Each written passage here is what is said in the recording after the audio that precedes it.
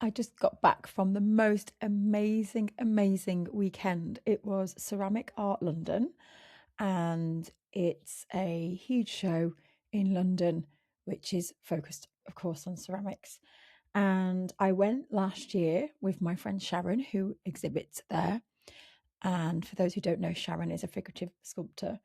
And I went last year. We had an amazing trip then too, because we met lots of our members at the same time. It was brilliant. That was the first time I've been to Ceramic Art London at that particular venue. I've been in the past when it was somewhere else.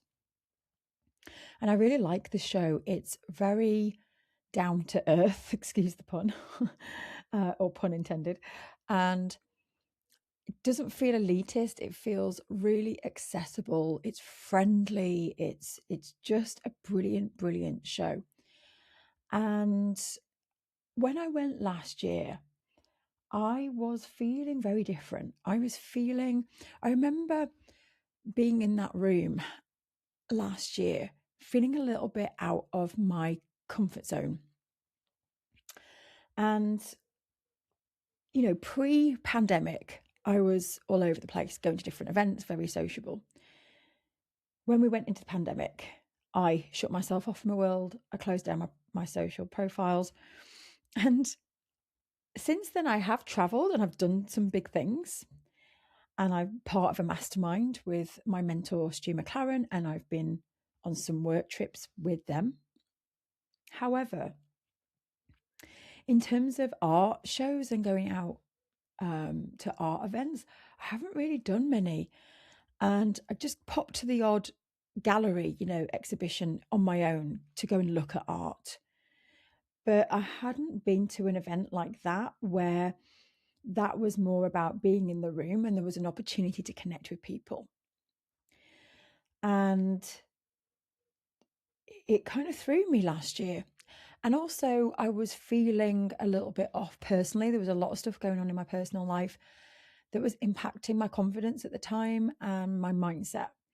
And so I do remember feeling very different. I had a great time, but I felt different. And since then,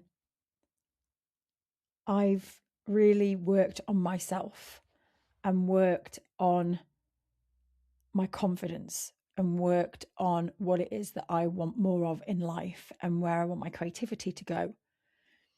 And when I was back in the room at Ceramic Art London, I literally felt like a different person.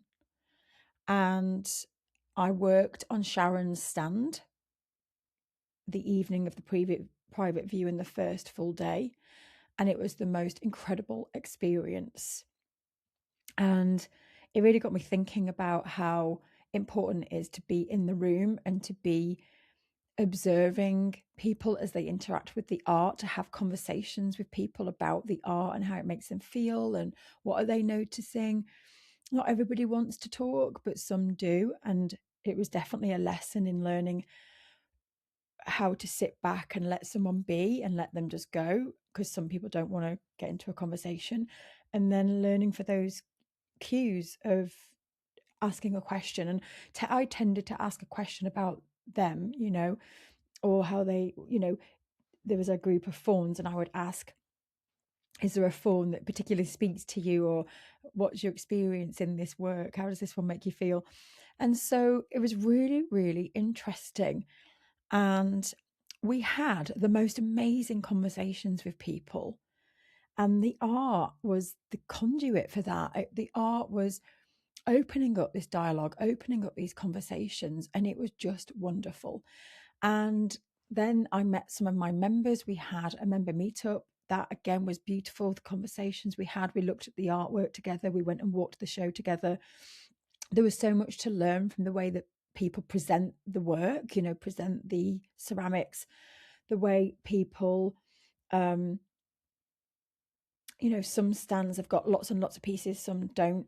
And it was just really interesting to look at the displays as well as what people are actually selling and the techniques.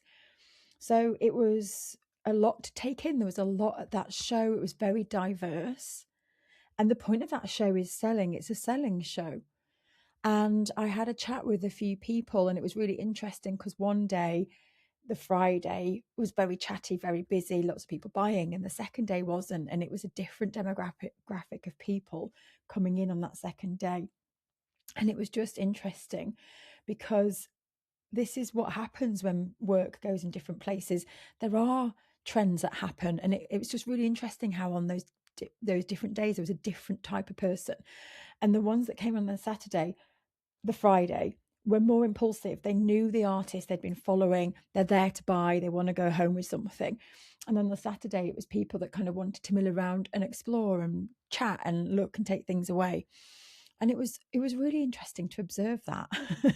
One of the things I've taken away is that connection piece between yourself and the work, and how the conversations can spark that dialogue and that connection too, and how a lot of people like to go away and think about things and will come back. And a lot of people that were buying from Sharon had already got pieces already, had seen the work last year, come back. And it's such a reminder of the long game. And in particular right now, you know, I've been saying this for a while, that when people buy artwork, especially online, if they don't know you, it usually takes around 7 interactions before they'll buy. And that's a known statistic, but that number's grown. It's massive now. It's so many more interactions with people before someone will buy. And that just makes all of this more interesting to me, these conversations, the relationships between people.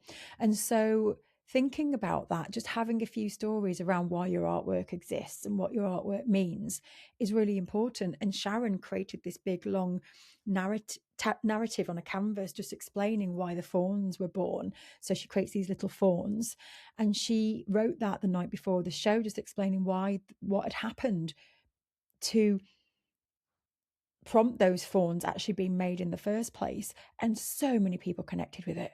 It was the talking point. People kept coming over to read the story. So I'm going to leave that with you. It's just a quick one today, but really thinking about the power of story as it relates to your work.